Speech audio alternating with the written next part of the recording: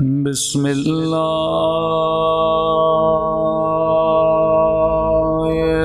الرحمن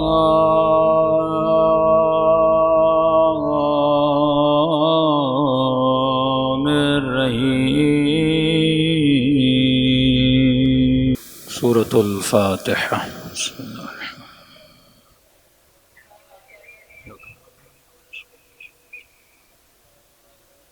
بسم الله الرحمن.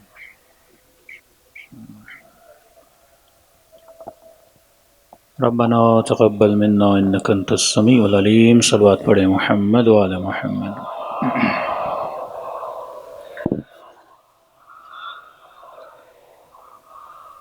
بسم الله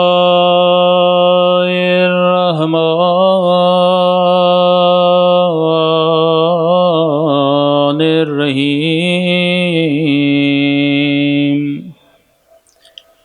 الحمد لله رب العالمين. الحمد لله كما هو أهله.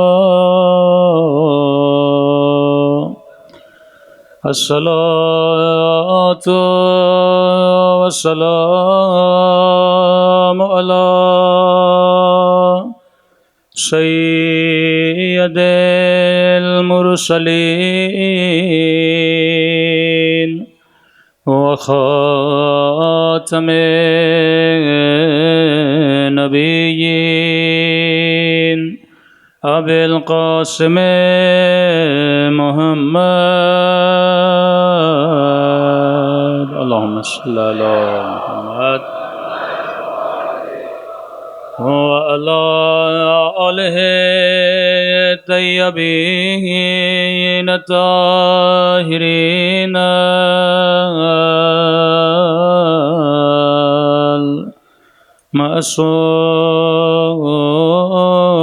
المعصومين. سنبھل کے اپنے مولا کے ظہور کی دعا.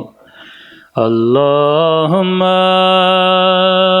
کل ولیک حجت ابن الحسن صلواتک علیہ وعلا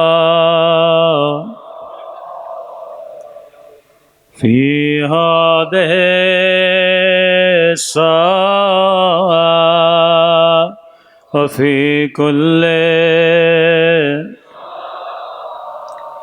وليا وحافظا وقائدا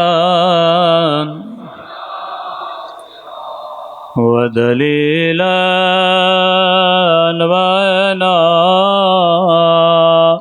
حتى تسكنه أرضك طوعا وتمتعه فيها طويلا برحمتك يا أرحم الراحمين. صلوات پڑھے محمد وعلى محمد.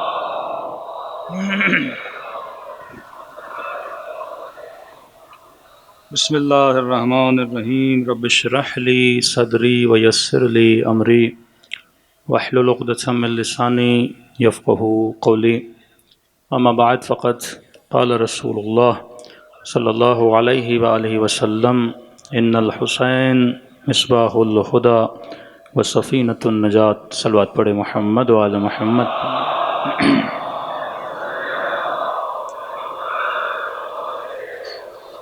دعا ہے پروردگار عالم ہم سب کی عبادتوں کو اپنی بارگاہ عالی میں قبول فرمائے اور جس مقصد زندگی کی خاطر ان مجالس میں آتے ہیں خدا ان مقاصد میں بھی ہم سب کو کامیابیاں نصیب فرما دے. کل آپ کی خدمت میں عرض کیا کہ کربلا ایک واقعہ نہیں ہے، کربلا ایک قصہ نہیں ہے. واقعات تاریخ میں بہت ہوئے جو تاریخ کا حصہ بن گئے. اموات تاریخ میں بہت ہوئیں جن کو اتنا یاد نہیں کیا جاتا جتنا ہم کربلا کو یاد کرتے ہیں۔ اگر یہ بولا جائے کربلا اس لیے یاد کی جاتی ہے کیونکہ کربلا میں بے دردی سے انسانیت کا قتل ہوا، تو قتل تو ورلڈ وار 1 میں بھی ہوا تھا، ورلڈ وار 2 میں بھی ہوا تھا کہ 1 سیکنڈ میں بم پھینکا گیا، 65,000 لوگ مارے گئے، دوسرے بم میں 95,000 لوگ مارے گئے، لیکن کسی کے غم کو اس طرح یاد نہیں کیا جاتا جس طرح کربلا کے غم کو یاد کیا جاتا ہے۔ کیوں؟ کیونکہ کربلا ایک تہذیب کا نام ہے، کربلا ایک جنبش، ایک موٹیویشن ایکٹیویٹی کا نام ہے، کربلا معاشرہ سازی کا نام ہے۔ ہم لوگوں کو اس لیے فرش عزا پہ جمع نہیں کرتے کہ ان کو قصے سنائے جائیں، ان کو کربلا کی کہانیاں سنائی جائیں، ان کو یہ بتایا جائے کہ کربلا میں امام حسین کو اس طرح سے شہید کر دیا گیا تھا، تو قصے سنانے کے لیے لوگ جمع نہیں ہوتے۔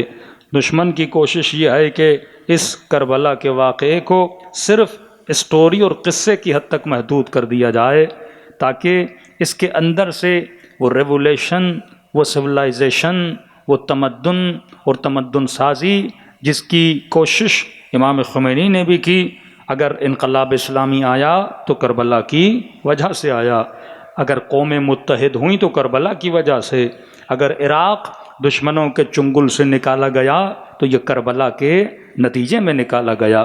تو جو قومیں کربلا سے سیکھتی ہیں وہ قومیں ترقی کرتی ہیں، جو قومیں صرف واقعات کے پیچھے رہتی ہیں ان قوموں کو ہدایت نہیں ملتی، کیونکہ اگر واقعہ بولا جائے تو دشمن یہی اعتراض کرے گا کہ بھائی ایک واقعے کو بیان کرنے کے لیے اتنا بڑا اہتمام کیوں کرتے ہو، ایک واقعے کو بیان کرنے کے لیے اتنا نظر و نیاز، علم کشائیاں، تابوت کا بنانا، دیگوں کا اترنا، خطیبوں کا بلانا، مرثیہ خوانی، نوحہ خوانی، ان تمام تر چیزوں میں فائنینشول اخراجات اور پیسہ لگتا ہے کہ اتنا پیسہ لگا دیتے ہو، کروڑوں قیمت میں پیسہ خرچ ہو جاتا ہے، اربوں قیمت میں پیسہ خرچ ہو جاتا ہے، صرف اس لیے کہ تم لوگوں کو جمع کرتے ہو ایک قصہ سنانے کے لیے۔ علماء فرماتے نہیں، یہ قصہ نہیں ہے، اگر قصہ ہوتا تو خدا قرآن میں نے عرض کیا اتنے قصے نہ سناتا۔ یہ کتاب زندگی ہے، یہ کتاب ہدایت ہے، تو خدا قرآن میں قصے کیوں بتا رہا ہے؟ تو ہم نے کل آپ کی خدمت میں آیت رکھی، خدا کہتا ہے حبیب میں اگر رسولوں کے اور نبیوں کے قصے تمہیں سناتا ہوں تو اس کے 4 فائدے ہیں۔ پہلا فائدہ یہ ہے کہ ہم تمہارے دل کو مضبوط کرنا چاہتے ہیں، قصوں کو سن تاکہ تمہارا ایمان، تاکہ سننے والوں کی حق کی راہ پہ چلنے کی ہمت آگے بڑھے کہ دیکھو موسیٰ کا قصہ پڑھو کہ آگے دریا ہے، پیچھے دشمن کا لشکر ہے، لیکن اس قصے پڑھنے سے توحید پہ ایمان مضبوط ہوتا ہے، اس قصے کے پڑھنے سے اللہ پر یقین مضبوط ہوتا ہے۔ قصہ پڑھ نمرود کا، نعرے نمرود کا، اور پتا کہ ابراہیم کی توحید کتنی مضبوط تھی۔ تو قصے اس لیے سنائے جاتے ہیں تاکہ دلوں کو مضبوط کر دیا جائے۔ میں نے تھوڑا سا اشارہ کیا تھا، میں نے کہا اور بھی قومیں ہیں کہ جن کے لوگ جب مارے گئے تو انہوں نے علم بغاوت کو بلند کر دیا۔ بلوچستان کی مثال آپ کے سامنے ہے، 4-5 لوگ اٹھ گئے، یا ان کچھ لوگوں پہ اگر ظلم بھی ہوا تو اس کے نتیجے میں کیا بن گئے؟ ملک دشمن بن گئے، بغاوت کا علم بلند کر دیا، اپنے ملک سے اور ملکی اداروں سے دشمنی پہ اتر آ گئے۔ لیکن یاد رکھو جب سے پاکستان بنا ہے شیعہ قوم کے جوان بھی مارے گئے، انجینئر بھی مارے گئے، اس قوم کے ڈاکٹر بھی مارے گئے، اس قوم کے شیرخوار بچے بھی مارے گئے، گلے بھی کاٹے گئے، بدن کے ٹکڑے ٹکڑے کر دیے گئے، لیکن اس قوم نے کبھی بھی علم بغاوت بلند نہ کیا۔ اگر کربلا نہ ہوتی شاید یہ جواں باغی بن جاتا۔ یہ کربلا ہے جس نے جواں کو حب الوطنی کا درس دیا ہے، یہ کربلا ہے جس نے صبر کا درس دیا ہے، یہ کربلا ہے جس نے ایثار کا درس دیا ہے۔ اہل بیت پہ ظلم ہوا، اسلام کے خلاف علم بلند نہیں کیا، جو ظلم کرتے تھے ان کے خلاف علم کا نام بلند کیا۔ اور ہر زمانے میں شیعوں نے ظالموں کے خلاف آواز ضرور اٹھائی ہے، لیکن وطن سے کبھی دشمنی نہیں کی، مٹی سے کبھی دشمنی نہیں کی، کیونکہ یہ درس کہاں سے ملتا ہے؟ کربلا سے ملتا ہے۔ تو اگر مجلسیں نہ ہو، محرم اور سفر نہ ہو، تو نوجوانوں کی تربیت کیسے ہو؟ کیونکہ تم نے تو تربیت کرنے کا کوئی بندوبست تو کیا ہی نہیں ہے۔ ٹی وی شیطان کے حوالے، سنیما شیاطین کے حوالے، پورا معاشرہ اور میڈیا تم نے شیاطین اور شیطانی قوتوں کے حوالے کر دیا ہے۔ تو اگر قوم کے لیے کوئی تربیت کے بندوبست کرنے کا سبب بنتا ہے تو حسین نے اپنی مجلس کے ذریعے قوموں کو پروان چڑھانا سکھایا ہے۔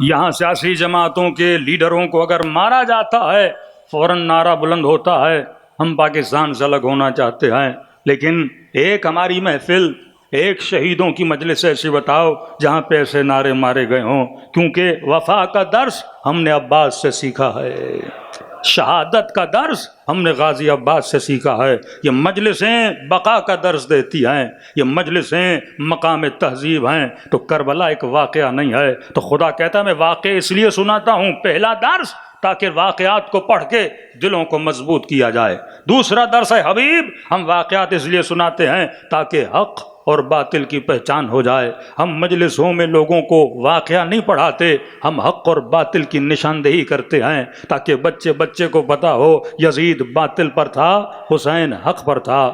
ہم جب جنگوں کو بیان کرتے ہیں ہم کسی تردد میں نہیں پڑھتے، ہم کسی تشویش میں نہیں پڑھتے، ہم بربلا بتاتے ہیں صفین میں علی حق پر تھا، مد مقابل میں آنے والا باطل پر تھا۔ کتنی بھی حساس اور سینسٹیو شخصیات کیوں نہ ہوں، لیکن ہم نشان کھینچ دیتے ہیں کہ حق و باطل کیا ہے، اور اسی حق و باطل کے لیے حسین ابن علی نے اپنی جان کو دیا۔ جنگ جمل ہے، اصحاب کھڑے ہیں، نبی کی بیوی سامنے کھڑی ہیں، احترام اور ہر چیز اپنی جگہ پر، لیکن جب بات حق و باطل کی آتی ہے تو حق پر علی ابن ابی طالب تھے اور علی کے مقابلے میں آنے والے باطل پر تھے۔ یہ ہم بچوں اور اپنی سیرتوں کو بتاتے ہیں، کیونکہ جس نسل کو حق و باطل کا پتہ نہ ہو وہ نسل انقلاب کیا لائے گی، وہ نسل ریولوشن کیا لائے گی، وہ نسلیں تہذیب نہیں بناتی، وہ نسلیں معاشرے نہیں بناتی جن کو حق و باطل کا پتہ نہ ہو۔ اور یہ نبی نے پہلے دن سے بتایا کہ علی مع الحق والحق مع علی، علی حق کے ساتھ ہے، حق علی کے ساتھ ہے۔ یہ مت دیکھنا کہ حق کہاں جا رہا ہے، یہ دیکھنا کہ علی کہاں جا رہے ہیں۔ جہاں علی کھڑے ہوں گے وہاں سے حق کی ابتدا ہوتی ہے۔ تو یہ مجلس نہیں، حق و باطل کی پہچان ہے۔ یہ قصہ گوئی کا مقام نہیں، یہ عبرت لینے کا مقام ہے۔ تو کا پہلا درس یہ ہے کہ دلوں کو مضبوط کر دیا جائے، اور واللہ جتنا مسلمانوں میں شیعیان علی کا دل مضبوط ہے اتنا کسی کا نہیں ہے، کیونکہ علی کا شیعہ نہ اسرائیل سے ڈرا، علی کا شیعہ نہ امریکہ سے ڈرا، علی کا شیعہ کسی طاقت اور قوت سے نہ ڈرا۔ لوگوں کی ٹانگیں کانپ جاتی ہیں، امریکہ کی ایک فون آتی ہے، لیکن یہ شیعہ تھے جنہوں نے امریکہ کو عراق کے اندر درس دیا کہ اگر تم، امام خمینی کا زمانہ تھا جب ایرانی سفیر کے ساتھ بدتمیزی کی گئی تھی، انہوں نے سفیر کو بلا کے اس کے منہ پہ تماچا مار کے بتایا تھا کہ اگلی بار اگر کسی کو مارو تو یہ دیکھ دینا یہ علی کا چاہنے والا ہے یا کوئی غیر ہے۔ یہ ہمت،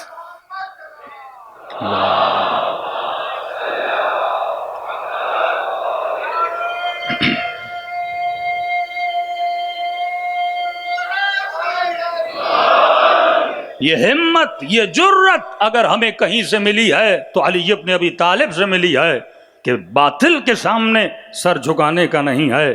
اسرائیل سے پوچھیے آج کس سے ڈرتا ہے؟ شیعیان علی ابن ابی طالب سے ڈرتا ہے۔ یہ جو صلح کی کہانیاں آپ سنتے ہیں، صلح ایسے نہیں ہوتے۔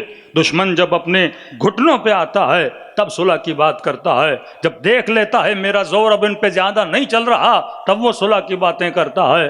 تو یہ تعلیم اہل بیت کا کمال ہے، ہمارا کمال نہیں ہے، یہ تعلیم اہل بیت کا کمال ہے، یہ جذبہ حسین کا کمال ہے، یہ طرز زندگی حسین کا کمال ہے کہ جب ایسی زندگی گزارو گے تو خدا عزت عطا کرے گا، لیکن اگر حسین کے راستے سے ہٹو گے تو ذلتوں میں گھر جاؤ گے۔ تو پہلی آیت کہ ہم قصے اس لیے سناتے ہیں تاکہ عبرت حاصل کر کے دلوں کو مضبوط کیا جائے، حق و باطل کی پہچان کی جائے، دوسرا لوگوں کو نصیحت کی جائے، تیسرا اللہ کے اولیاء کا ذکر کی جائے۔ دوسری قرآن کی آیت ومن يعظم شعائر اللہ فہی من تقوی القلوب، جو اللہ کے شاعر کی عزت کرتا ہے یہ تقوی الہی کی نشانی ہے۔ شاعر صرف حجر اسود نہیں ہے، شاعر صرف صفا و مروہ کی پہاڑیاں نہیں ہیں، شاعر صرف مکے میں نہیں ہیں۔ ہر وہ چیز جس کی نسبت پروردگار عالم سے ہو، جس کو دیکھ کر خدا کی یاد آئے۔ کیوں فرمایا النظر الی وجہ علی عبادہ، علی کے چہرے کو دیکھنا عبادت ہے۔ ان کی نظر میں تو سجدہ عبادت، نماز عبادت، روزہ عبادت، حج عبادت، تو یہ کیا ہے کہ علی کے چہرے کو دیکھنا عبادت ہے، کعبے کو دیکھنا عبادت ہے۔ ارے اینٹوں کو دیکھنے سے کیا ہوتا ہے؟ ہاں کہ ان اینٹوں کو دیکھنے سے اگر خدا یاد آئے تو یہ شاعر اللہ ہے، علی کو دیکھنے سے خدا یاد آئے یہ شاعر اللہ ہے۔ ہاں اب میں نے کسی اور مجلس میں بھی ذکر کیا، کیونکہ IRC میں جو اشرا پڑھ رہے ہیں، کیونکہ یہاں ٹائم کم ہوتا ہے، میں کھلی مجلسیں اور اوپن ٹائم IRC کو دیتا ہوں تو 12:15 سے 12:20 پہ، تو وہاں موضوع بھی لشکر عقل اور لشکر جہل ہے کہ آج معاشرے کو بے عقلی نے گھیرا ہوا ہے۔ میرے چھٹے امام فرماتے ہیں 75 لشکر جہالت کے، 75 لشکر عقل کے ہیں۔ یہ موضوعات بہت کم پڑے جاتے ہیں۔ فرمایا اگر چاہتے ہو ہدایت پاؤ ان لشکر والوں کو پہچانو، سوار ہو عقل کے لشکروں پر، جہالت کے لشکروں کو پیچھے دھکیلو۔ آج معاشرے کو جہالت نے گھیرا ہوا ہے۔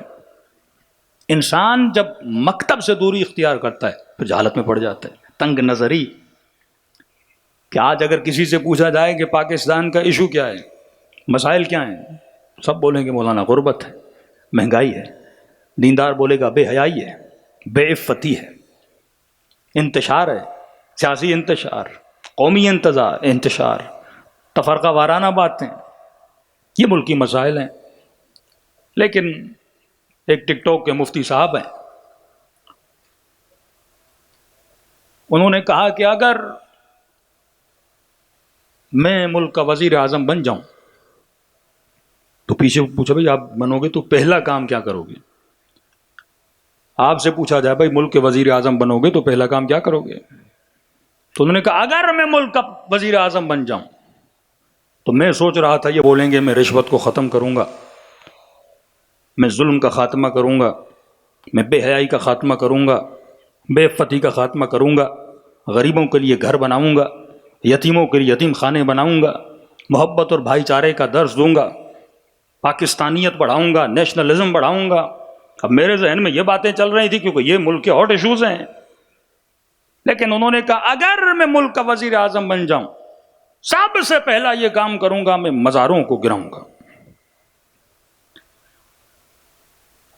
جب دیمک لگ جائے نا انسان کے دماغ کو، ایک ہی جگہ پہ بچپن سے ان کا دماغ اٹکا ہوا ہے، یعنی عالم و آدم کا مسئلہ یہ ہے کہ مزار بنا ہوا ہے، چلو تم گرا دو گے کیا مسلمان بن جائے گا؟ کیا رشوت ختم ہو جائے گی؟ کیونکہ جب دماغ انسان کا نقال بن جائے، زیادہ سوچے نہ، غور و فکر نہ کرے، کیونکہ یہ جو چھوٹے چھوٹے بچے ہوتے ہیں ان کو مدرسے میں لے جاتے ہیں اور بچپن سے ایک ہی چیز رٹوائی جاتی ہے۔ ایک ٹیکنیک ذہن میں یاد رکھیے، اتنا تکرار کرو کہ لوگوں کو جھوٹ بھی سچ لگنے لگے۔ پروپیگنڈا اس طرح ہوتا ہے، مثلا اتنی بار بولو مثلا شیعہ کافر ہے، اتنی بار بولو کہ اب صرف لفظ شیعہ آئے تو آٹومیٹیکلی اس کے ذہن میں دوسرا لفظ بھی آ جائے۔ سیاسی جماعتوں کی چپکلش میں آپ نے یہ حربہ ضرور دیکھا ہوگا کہ مد مخالف والا سیاستدان اپنے دوسرے سیاستدان کو بولتا تھا یہ چور ہے مثلا، اور خان صاحب نے اتنا بولا کہ نون لیگ کے جلسے میں جب نعرہ لگتا تھا تو ان کے لوگ بھی بولتے تھے یہ چور ہے، پھر بعد میں بولتے تھے ہم نے کیا بول دیا۔ ڈیزل کا نعرہ اتنا لگا کہ ان کے اپنے مولوی بعض اوقات غلطی سے ڈیزل بول دیتے تھے۔ ایک چیز کو اتنا ریپیٹ کرو کہ وہ ذہنوں کا نقش بن جائے۔ سوال یہ نہیں کہ آپ کو کافر بنایا جائے، کہ نہیں اتنا بولو کہ عوام الناس جب یہ سنے تو وہ بولے ہاں یہ ہیں. تصورات کو، انسان کی ذہنیت کو اس پروپیگنڈے سے کیا کر دو، بدل دو. تو جب یہ مدرسوں میں جاتے ہیں، بچپن سے ان کی تربیت ہوتی ہے، تو یہی بولا جاتا ہے مزار شرک ہے، مزار شرک ہے، مزار شرک ہے. مزار گر گیا تو سمجھو دنیا آباد ہو گئی. اچھا اس بندے خدا سے پوچھا جائے مزار میں ہوتا کیا ہے؟ اتنی دشمنی مزار سے ہے کیوں بھائی؟ کیونکہ آج تک کسی مسلمان نے جب حدیثیں ہم لیتے ہیں نا، ہم یہ نہیں دیکھتے حدیث بتانے والا کون ہے، اس پہ سنگل 1 منٹ کے لیے کوئی نہیں سوچتا. قرآن کہتا ہے جب خبر آئے تو خبر کو مت دیکھنا، لانے والے کو دیکھنا. ہمارے یہاں واٹس ایپ پہ کوئی خبر آئی، موبائل پہ کوئی خبر آئی، مجال ہے جو بندہ تحقیق کرے. دوسرا کام یہ ہوتا ہے اس کو فارورڈ کرنا ہے سب کی طرف. یہ حمقاء کی نشانی ہے، احمق لوگوں کی نشانی ہے. کتنی حدیثیں جعل ہوئیں. ایک تو حدیثیں آپ مسلم اور بخاری سے لاتے ہو کہ مزاروں کو گرایا جائے، تمہیں کیا پتا وہ حدیث جعل نہیں ہے، وہ سچی ہے یا جھوٹی ہے؟ تم 1 سیکنڈ کے لیے ڈاؤٹ کر سکتے ہو کہ نہیں؟ نہ بخاری معصوم ہے نہ مسلم معصوم ہے. المستدرک جب حاکم نے لکھی تو اس نے کہا کہ بخاری صاحب نے یہ روایتیں جن راویوں سے لائی اور بولا ہے کہ یہ راوی صحیح تھے تو لہٰذا روایتیں صحیح ہیں. تو اس نے کہا میں ایک اور کتاب لکھتا ہوں جس میں انہی راویوں کی روایتیں ہیں، پھر ان کو تم نے کیوں نکالا ہے؟ اگر مسلم اور بخاری آپ کے لیے مستند ہیں تو کیا حضرت جعفر صادق مستند نہیں؟ صلی اللہ علیہ وسلم. یہ کہاں لکھا ہوا ہے کہ ہم نے زندگی میں حدیثوں کا جو سورس لینا ہے وہ ایک ہی ہوگا، دوسرا نہیں ہوگا؟ اگر ہمارے لیے سورس اہل بیت رسول ہیں، امام ابو حنیفہ کے استاد امام جعفر صادق جب وہ زیارت امام حسین کی فضیلت بیان کر رہے ہیں، جابر انصاری صحابی رسول خدا کے پہلے زائر امام حسین جا کے بنتے ہیں. اتنی روایتیں رسول خدا سے سلسلے اہل بیت سے ہماری طرف ملتی ہیں. اس دن میں نے کہا امام ہادی اپنے صحابی کو پیسے دیتے ہیں، جا تحت قبۃ الحسین، حسین کے روزے کے نیچے جا کر دعا کر، خدا وہاں پہ مانگی ہوئی دعا کو کبھی رد نہیں کرتا. تو کیا اولاد رسول کو پتا نہیں تھا؟ دوسری بات، اگر کسی چیز کو اسلام حکم دیتا گراؤ تو ریزن کیا ہے؟ ریزن تو تلاش کرو نا. کا شرک ہوتا ہے مزارات پہ، کیا شرک ہوتا ہے؟ اصل شرک کی تعریف کیا؟ شرک بولا کسے جاتا ہے؟ اللہ کے علاوہ کسی کی عبادت کی جائے شرک ہے. اللہ کے علاوہ کسی کو مسبب الاسباب مانا جائے شرک ہے. رہی دوسری بات، اگر کوئی کسی مزار پہ جا کے سجدہ بھی کرتا ہے تو اس بندے کی جہالت ہے، مزار کا کیا قصور ہے؟ تم بندے کی تربیت کرو نا، مزار کیوں گرا رہے ہو؟ یہ تو بالکل ایسے ہے کوئی ان پڑھ مسلمان مکے چلا جائے، حجر اسود کو پکڑ کے بولے مجھے بیٹا دے، مجھے اولاد دے، میرے قرضے دور کروا. تو کیا یہ مفتی کل جا کے حجر اسود کو توڑے گا یا اس جاہل کو تعلیم دے گا؟ جہلا ہر معاشرے میں ہوتے ہیں. علماء کا کام ہے کہ لوگوں کی جہالت کو دور کریں، نہ کہ شاعر اللہ کے گرانے کی باتیں کریں. اور یہ بول دینا اگر رسول کا مزار مسلمانوں کے ہاتھ میں ہوتا تو کیا ہوتا؟ کیا ہوتا؟ عزت کرتے، احترام کرتے، تکریم کرتے. جو مقام رسول گرامی کا ہے وہ مقام، اس مقام کا خیال کرتے. جب حجر اسود کی ویلیو ہے تو کیا رسول کے روزے کی ویلیو نہیں؟ یہ شعائر اللہ ہیں. شعائر اللہ کا احترام من تقوی القلوب ہے، یہ تقوی الہی ہے. حسین کا نام بلند کرنے سے خدا کا نام بلند ہوتا ہے. کتنے لوگ ان مجلسوں کے نتیجے میں نمازی بنتے ہیں، کتنی خواتین ان مجلسوں میں آنے کے بعد باحجاب بنتی ہیں، کتنے لوگوں کے دلوں میں مجلسوں کے بعد خوف پروردگار عالم پیدا ہوتا ہے. آؤ دیکھو عراق میں، وہاں پر بھی تو روزے موجود ہیں. کون سا شرک ہو رہا ہے؟ دن رات حسین کے روزوں پہ اللہ کو ہی تو سجدے کیے جاتے ہیں. زیارت کرو، 2 رکعت نماز پڑھو، سجدہ کس کو؟ خدا کو. دعائے کمیل میں کس کو پکارا جاتا ہے؟ خدا کو پکارا جاتا ہے. یا وجیہتن عند اللہ اشفعی لنا عند اللہ، اللہ کا نام ہے. اے وہ عظیم شخصیت جو خدا کے نزدیک مقام رکھتی ہے، اے خدا میں حسین کے روزے پہ آیا ہوں، میرے گنہگار چہرے کو نہ دیکھنا، حسین کے نورانی چہرے کو دیکھنا، اور اس چہرے کے صدقے میں میرے گناہوں کو بخشنا. پھر دلیل یہ دینا نہیں نبی جب زندہ تھے تب واسطہ تھا، اب نہیں ہے تو نہیں دے سکتے. یہ فلسفہ تم نے کہاں سے نکالا؟ تو کیا رسول خدا محو ہو چکے ہیں؟ اللہ کے نزدیک اب ان کی کوئی عزت نہیں ہے، ان کی کوئی قدر نہیں ہے، ان کا کوئی مقام نہیں ہے، پھر رسول کو سلام کیوں کرتے ہو؟ کہا نہیں، ملائک سلام لے کر جاتے ہیں. جب سلام لے جا سکتے ہیں تو کیا ہماری دعائیں نہیں لے جا سکتے؟ تو شرک کا فتویٰ کہاں سے لگتا ہے؟ تو یہ جو ذہنوں کو زنگ لگ جاتا ہے، یہ سب سبب ہے دوری مکتب اہل بیت سے. تیسری آیت جو اس حجت کو تمام کر دیتی ہے، قُلْ لَا أَسْأَلُكُمْ عَلَيْهِ أَجْرًا إِلَّا الْمَوَدَّةَ فِي الْقُرْبَى. اے حبیب اتنی زحمتیں کی ہیں، اجر ایک چاہیے کہ میری آل سے مودت کیا کرو. یہی مودت ہے.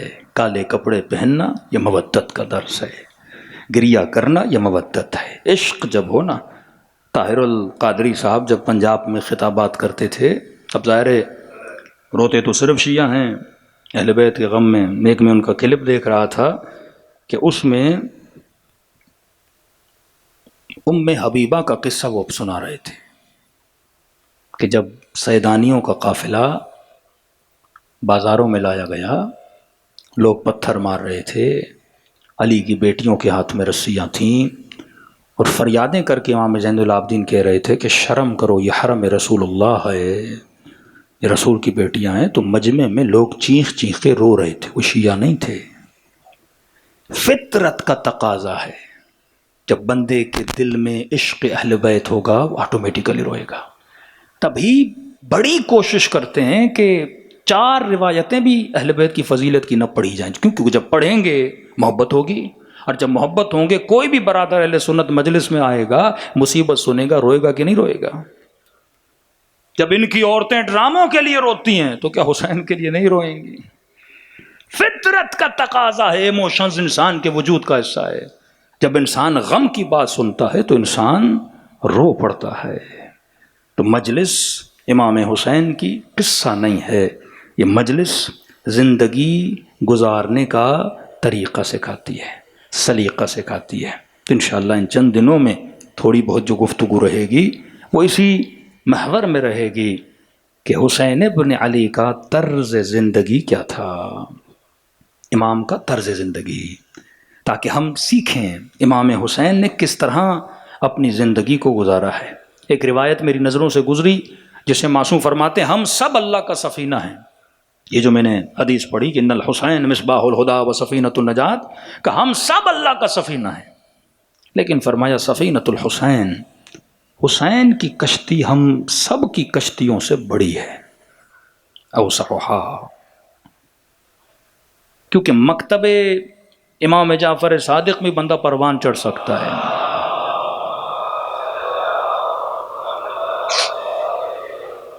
مکتب امیر المومنین سے بندہ بہت بلندیوں تک جا سکتا ہے. لیکن ایک خوبی ہے، ایک خاصیت ہے مکتب حسینی کی کہ امام حسین کے یہاں نرمی تھوڑی زیادہ ہے،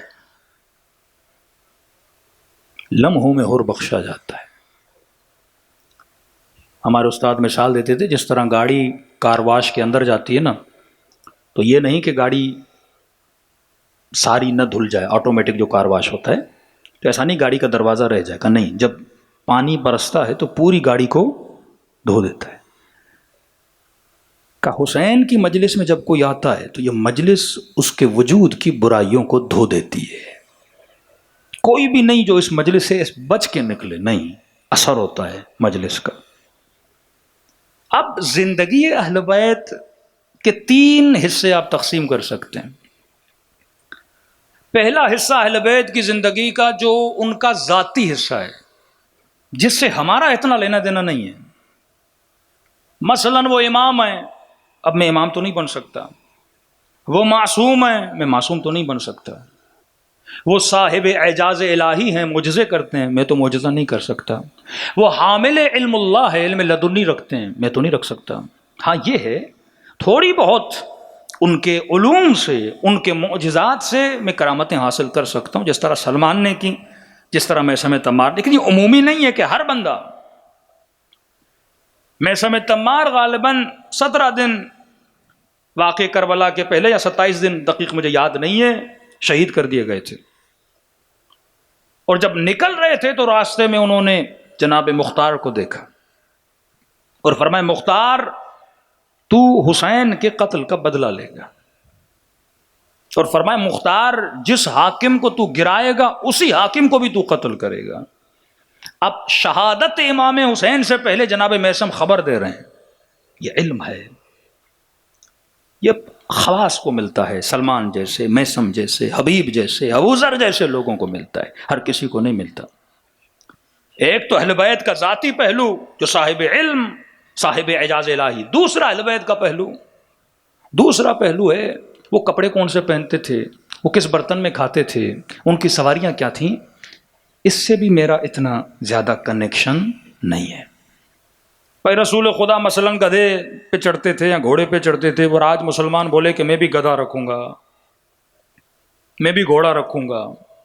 اہل بیت کچے گھروں میں رہتے تھے، بندہ بولے آج کے بعد میں بھی کچے گھروں میں رہوں گا. یہ عقلانیت نہیں ہے. اور آج ایک مسلمانوں کا بڑا طبقہ ان چیزوں کو فالو کر رہا ہے، جن چیزوں کا زندگی سے زیادہ لینا دینا نہیں ہے. قول، فعل، تقریر، نبی نے جو کہا، نبی نے جو کیا،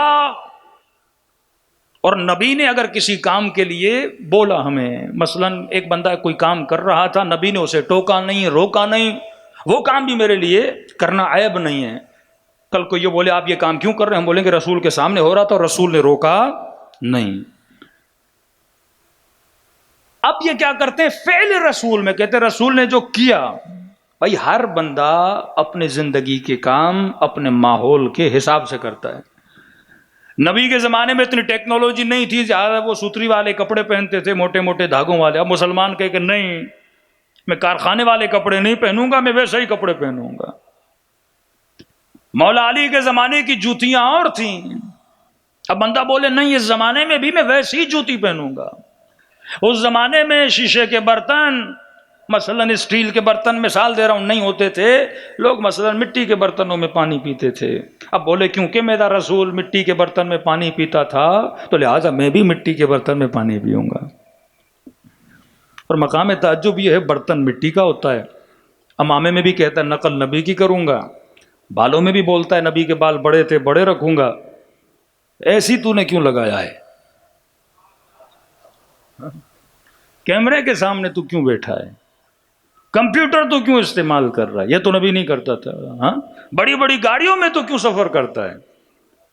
تو یہ مولوی جو ایسی باتیں کرے نا، فوراً اس کے لیے گدھا لے کر جاؤ، گھوڑا لے کر جاؤ. مولوی صاحب رسول خچر پہ بیٹھتے تھے، بسم اللہ آپ کے لیے بہترین کراچی کا خچر لے کر آئیں، آج کے بعد آپ کی سواری خچر ہوگی. پاگل بنایا ہوا ہے پوری امت کو. ایسے کاموں میں شیطان مشغول کرواتا ہے کہ تاکہ اصل سے بندہ کیا ہو جائے، ہٹ جائے. وہ نبی تھے، وہ صاحب وحی تھے. اب وہ چیزیں ہم تو نہیں لے سکتے، وہ مخصوص ہیں نبی سے یا جو ائمہ کی صفات ہیں ان سے. اپنے زمانے کا لباس پہنتے تھے، اپنے زمانے کا جو حلیہ ہوتا تھا وہ بناتے تھے. یہاں تک بول دیا نبی بنو ہاشم سبز پگڑی پہنا کرتے تھے، بچوں کو بڑوں کو سب کو سبز پگڑیاں پہنا دی. اس زمانے میں بھی غیر بنی ہاشم سبز پگڑی نہیں پہنتا تھا. بھائی تو سید ہے نہیں تو سبز پگڑی پہنتا کیوں ہے، تو بنو ہاشم ہے نہیں تو کیوں پہنتا ہے. کبھی کبھی رنگ کسی قوم کی نشانی بن جاتا ہے. کالا کپڑا رنگ کا کوئی مذہب نہیں ہوتا، سفید کپڑا رنگ کا کوئی فرقہ نہیں ہوتا. لیکن اگر کوئی رنگ کسی قبیلے سے منسوب ہے، سبز بنو ہاشم پہنتے، سفید عام طور پہ ہر کوئی پہنتا تھا. بنو میاں کا اپنا رنگ تھا، تبھی عراق میں عراقی لوگ سختی سے منع کرتے ہیں. ہمارے پاکستانی جاتے ہیں نا, جو دکان پہ جاتا ہے سبز شال اٹھا کے لے آتا ہے اور گلے میں پہن لی, اور عراقی ہاتھ چومتے ہیں. بعد میں پتہ چلتا ہے سید ہے نہیں, اس کا دل کرتا ہے ماروں اس کو. معاشروں کا خیال کیا کرو. کسی معاشرے میں اگر کوئی چیز کسی چیز کی علامت ہے تو آپ اگلے کو دھوکہ دے رہے ہو نا. اکثر ہوتا تھا کہ فقیر دھوکہ دیتے تھے لوگوں کو, بیٹھ جاتے تھے سبز شال پہن کے, اگلا بندہ سید سمجھ کے تھوڑا پیسے دے دے گا. یہ دھوکہ ہے, یہ غش ہے, حرام ہے, اور یہ غش چل رہا ہے. نبی سبز پہنتے تھے, ہم سبز پہنے, بھائی نبی بنو ہاشم, نبی سید, تو سید ہے نہیں. نبی بڑے بال رکھتے تھے, ہم بڑے بال کریں گے. ایک حدیث سناؤ جس میں نبی نے کہا بال بڑے رکھنے چاہیے. حدیث اور ہے. اس زمانے میں اگر سب کے بڑے بال تھے تو نبی کے بڑے بال تھے, ابو جہل کے بھی, ابو لہب کے بھی, تمام تر لوگوں کے, عرب کے جتنے لوگ تھے سب کے بڑے بال تھے. اس میں کوئی بڑے بال رکھنے سے کوئی جنت میں تو نہیں جاتا. ہاں, جس طرح داڑھی کے لیے حکم ہے, داڑھی رکھنا حکم رسول ہے, سنت مؤکدہ بولا جائے یا واجب بولا جائے, حکم ہے داڑھی رکھنی چاہیے, مومن کی نشانی ہے. لیکن بالوں کے لیے نہیں ہے. عزیز کا بال کے بال بڑے تھے, تو بڑے بال سے کیا ہوتا ہے؟ ہاں, تو لوگوں کو ظواہر میں الجھا دیا گیا. کس برتن میں کھاتے تھے, کیا کہا, اگر کوئی قول بولا گیا ہے, جس طرح طبی روایات ہوتی ہیں کہ اس میں کھاؤ صحت کو فائدہ ہے, اس طرح کھاؤ فائدہ ہے, اس طرح سو فائدہ ہے, وہ روایتیں جن کو ہم مستحبات اور مکروہات میں لاتے ہیں, حکم رسول ہے. اگر بولا گیا ہے بڑے بال رکھو, اس کا فائدہ ہے, تو بندہ رکھے. اکثر لوگوں کا میسج آتا ہے, مولانا کان چھدوانا, حدیثیں آ رہی ہیں. اور کل تو ایک عجیب حدیث بھیج دی کسی نے, مولانا لکھا ہے جو کان نہیں چھدواتا وہ یہودی ہے. سارا اسلام تم نے کانوں میں بند کر دیا. نماز پڑھنی نہیں, روزہ رکھنا نہیں, جھوٹ ترک کرنا نہیں. کیوں؟ کیونکہ آج کل انسان یہ سمجھتا ہے کہ جو میں کر رہا ہوں وہ اسلام ہے. اب کیونکہ میں کر رہا ہوں, اب سب کو یہودی بنانا ہے تو بنا دو. دو حصے زندگی کے, پہلا معجزات, علم, عصمت, جس سے ہمارا کوئی کنیکشن نہیں ہے, وہ ان کی عظمت ہے. دوسرا, کس زمانے میں کس ماحول میں رہتے تھے, کیا پہنتے تھے, وہ زمانہ تھا. مولا علی کا لباس چھدا ہوا, پھٹا ہوا, بند لگے ہوئے. امام رضا بہترین لباس پہنتے تھے. ایک صوفی آیا اور امام کو کہا کہ میں آپ کے بابا کی تقلید کرتا ہوں, میں وہی پھٹا ہوا لباس پہن رہا ہوں, آپ کیسے بیٹھے ہو ان کو کہ آپ کا لباس ویسا نہیں ہے؟ امام رضا نے فرمایا کہ میرے بابا جس زمانے میں رہتے تھے وہ غریبوں کا زمانہ تھا.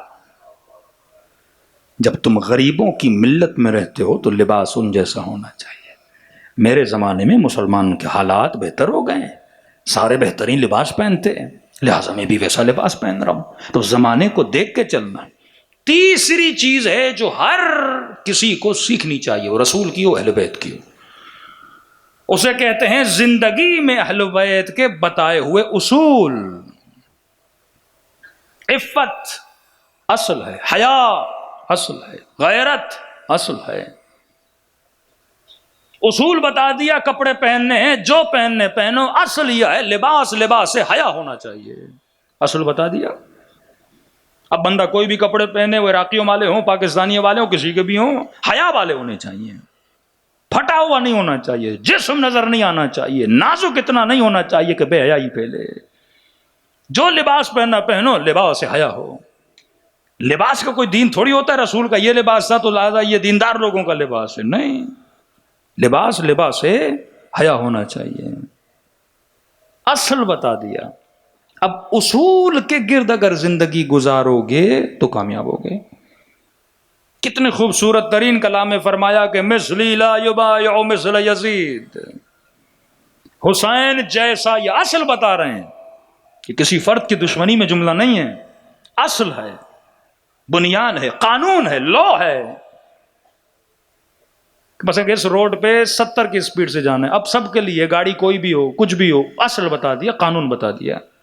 قانون ہے مثلی لا یبایع مثل یزید, حسین جیسا, یزید جیسے کی. کبھی بیعت نہیں کرتا۔ اب کہا اصول نکال کہ حسین کیسا ہے، یزید کیسا ہے۔ جب کہتے ہیں نا خدا شمر پہ لعنت کر، تو خود شمر کی تو کوئی موضوعیت نہیں ہے نا، شمر خود اتنا اہم نہیں ہے۔ شمر شمر بنا شمری صفات کی وجہ سے، شمر کو شمر بنایا اس کی صفات نے۔ اب 10 صفات تھیں، 15 صفات تھیں بری صفات، صفات رذیلہ۔ اب یہاں بندہ شمر پہ لعنت بھیجے اور اس کے اندر کوئی چھوٹا سا شمر ہو، تو اس نے اصل کو نہیں سمجھا۔ افراد سے اہل بیت کی دشمنی نہ تھی نہ ہے۔ اہل بیت بتاتے کہ دیکھو اس کے وجود میں صفات کون سی ہیں، یہ صفات ہیں جو بندے کو اللہ کا دشمن بناتی ہیں، یہ صفات ہیں جو انسان کو راہ اہل بیت سے دور کرتی ہیں۔ صلوات پڑھے محمد و آل محمد۔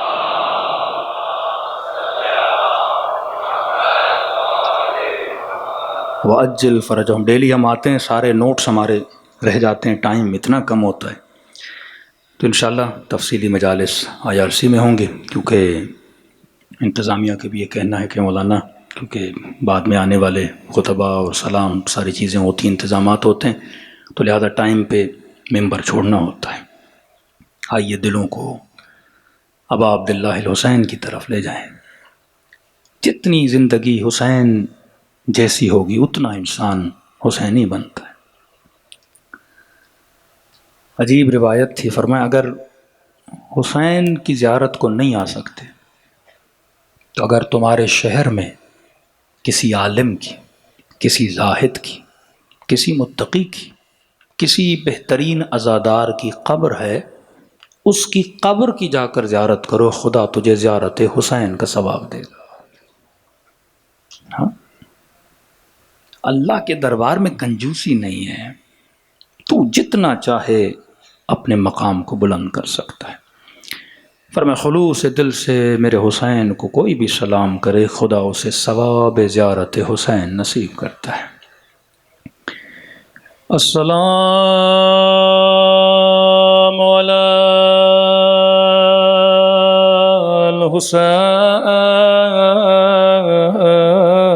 الحسین وعلی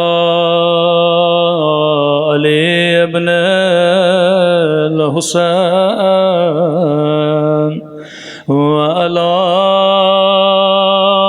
اولاد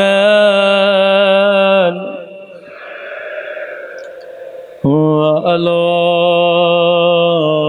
صحابہ، بلند آواز سے السلام علی الحسین وعلی علی ابن وعلی اولاد وعلی صحابہ۔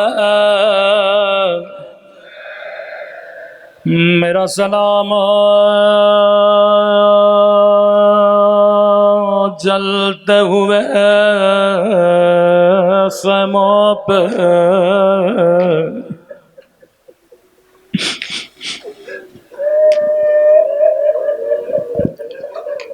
میرا سلام زخمی کانوں پہ،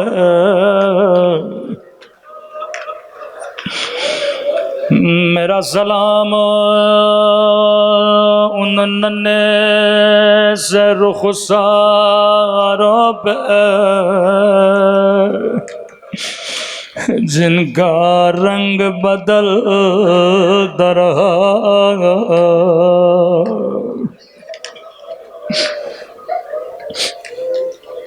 میری عادت ہے میں 2-3 دن محرم کے جناب سکینہ کے مصائب پڑھتا ہوں۔ یہ مسلمانوں کے لیے حدیث ہے، فرمایا مسلمانوں کبھی حیوان کو بھی منہ پہ نہ مارا کرو.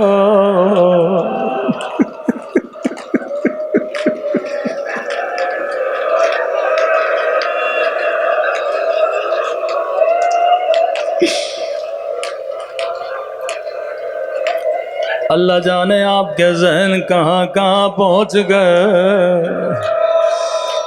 فرمایا کبھی حیوان کو بھی منہ پہ نہ مارا کرو. جب بچی نے اپنی گود میں بابا کا کٹا ہوا سر لیا رو کے کہنے لگی بابا میرے غریب الوطن بابا. بابا تھوڑی دیر کے لیے آنکھیں کھولو ذرا میرے رخساروں کو دیکھو. مجھے نہیں معلوم آنکھیں کھلی یا نہیں لیکن اگلے جملے نے حسین کو تڑپا دیا ہوگا. بابا آنکھیں کھولو ذرا میرے رخساروں کو دیکھو. بابا ظالم کا ہاتھ بڑا تھا تیری سکینہ کا رخسار چھوٹا تھا.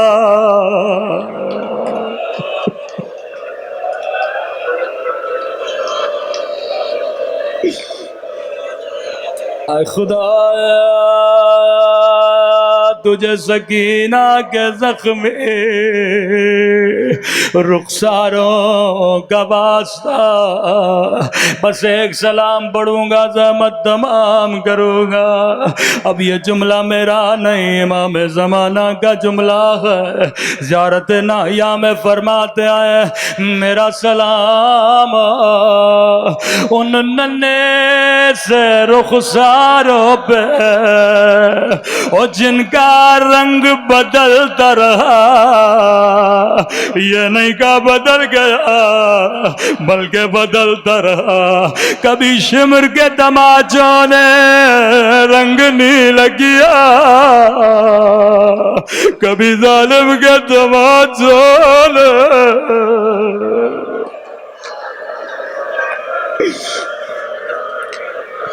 بس ایک سلام کی زحمت دوں گا. اگلا سلام اس سے بھی درد بھرا سلام ہے. فرمایا میرا سلام ان زخمی پھٹے ہوئے ہونٹوں پہ میرا سلام ان زخمی پھٹے ہوئے ہونٹوں پہ اور جن پہ ظالم چھڑی مارا تھا. میں کہوں گا امام زمانہ ایک سلام آپ نے کیا لیکن ایک سلام یہ عزادار بھی کرنا چاہتا ہے. مولا آپ نے کہا آپ کا سلام ان ہونٹوں پہ اور جن پہ ظالم چھڑی مار رہا تھا لیکن میں کہوں میرا سلام ان ننھی سی آنکھوں پہ اور جو یہ منظر دیکھ رہے تھے. اللہ کسی بچی کو بابا کے زخمی ہونٹ نہ دکھائے وہ اللہ کسی بچی کو بابا کی کٹی ہوئی گردن نہ دکھائے.